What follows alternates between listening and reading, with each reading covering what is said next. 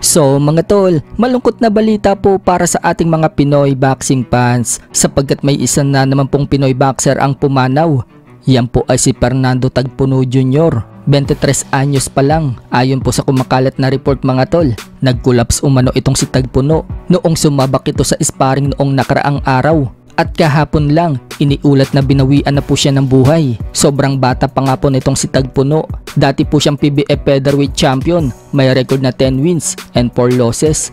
Lahat ng tinalo niya mga tol, puro knockout. Kaya nakakapanghinayang talaga. Malakas pa naman itong boxer. Kaso yun nga mga tol, biglaan ang nangyari.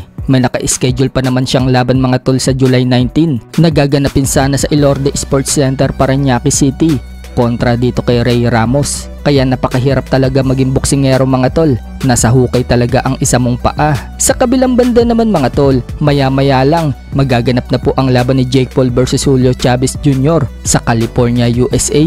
Maglalaban po sila sa cruiserweight division. Sa weigh-in nga po nila kahapon mga tol, tumimbang po si Jake Paul ng 199.4 pounds habang tumimbang naman si Chavez Jr. ng 198.4 pounds.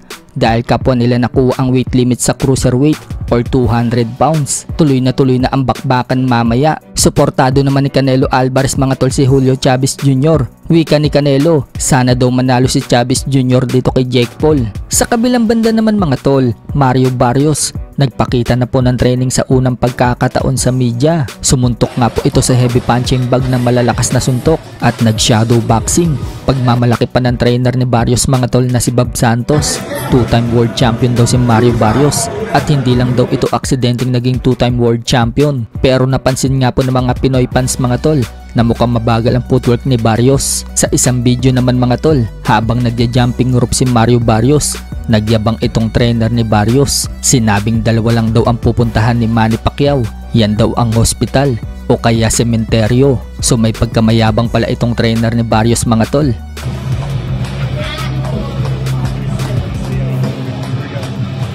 Hospital cemetery.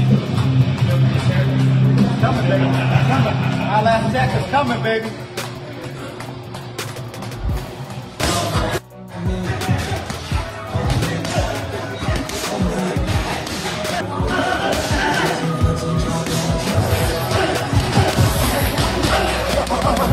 Sa ibang balita naman mga tol, Michael Dasmariñas mapapalaban ngayong July 25 sa Amerika kalaban ang top contender sa super bantam na si Elijah Pierce. So kasama nga po ngayon si Dasmariñas mga tol na nagte-training sa team ni Manny Pacquiao.